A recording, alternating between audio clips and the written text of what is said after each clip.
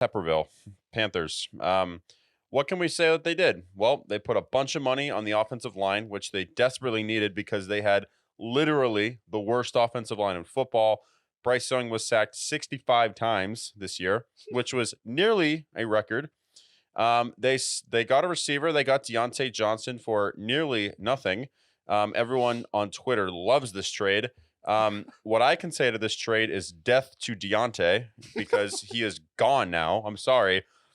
Adam Thielen and Deontay Johnson. I mean, Deontay Johnson's a fine receiver, but going from Pittsburgh, where he had 0 touchdowns last year and 0 touchdowns the year before, to going to Tepperville, I think it's the end of Deontay Johnson's career, sadly. Yeah, and Hayden Hurst didn't even want to stay. He was like, "Nah, I'm out. I'm on the greener and brighter pastures there." And then this has been the thing with the Carolina Panthers, where you're literally making Luke Combs cry on the Pat McAfee show, where he comes out there, he's like, "I don't know what we're doing." He's going off because they're like, "Okay, we had a really great defense last year, and their defense was actually pretty good." And you know why they had a really good defense last year? Brian Burns, who you could have gotten 2 firsts for, and then that would have really helped. What'd you get back for Brian Burns this time? Not 2 first-round picks from the Giants, and then you also could have re-signed or signed and trade Frankie Louvu.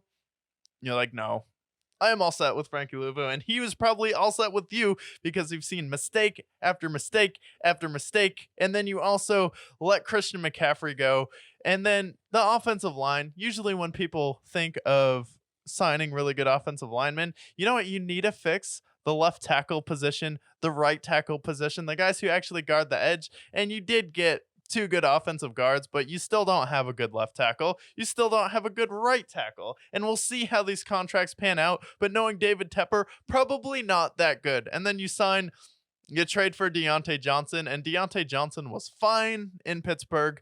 He was pretty okay. Is he going to be the number 1 guy anywhere? No, not really. Okay, ask me this. When it comes to Steelers receivers, how many times can you count where they leave Pittsburgh and they fall off a cliff? I can think of a prime example right now. How about, I don't know, Juju Smith-Schuster? How about Chase Claypool? How about Santonio Holmes? How about Mike Wallace? How about, name a bunch of them. There's a bunch of them. And I think that that's going to be the case in this situation as well. Yeah, the only ones that like really left, Hines Ward stayed there his whole career, but AB had a good year with the Tampa Bay Buccaneers, and Emmanuel Sanders was definitely serviceable for the Denver Broncos when they had him, but was he the guy there? No.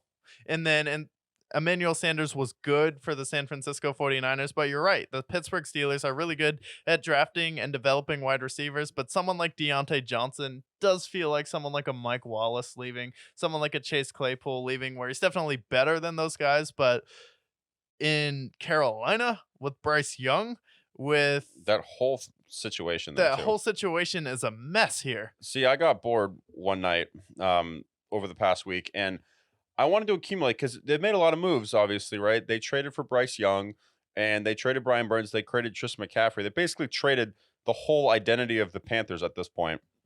And this is what they got in return, right? So the Panthers traded the number 1 overall pick, which will inevitably be Caleb Williams. They traded Christian McCaffrey, who's arguably the greatest running back of our time. DJ Moore, who's number 1 for Chicago. And then not 1, not 2, 3 first-round picks and a 2023 second-round pick. And what did they get in return for giving up that massive load? Several first-round picks, obviously. Greatness ahead? No. 1-year rental with Brian Burns, which could have been 2 first-round picks. Instead, they got 1 second-round pick. Bryce Young, who is 5'10". They got a poorly rated linebacker, DJ Johnson, who is the 125th rated edge rusher, and 2 round 5 picks for a Hall of Fame running back in Christian McCaffrey, for Brian Burns, who's one of the best defensive players in the league, and for Caleb Williams, who's the highly graded prospect since Trevor Lawrence, and a number of other picks in return. So not good. Tepperville is Tortureville at this point. Yeah, I mean, you should have just sacrificed Sam Darnold again this year and kept him on the team and just sucked. I mean, the fact that you gave up Caleb Williams to trade away DJ Moore is mind-blowing to me.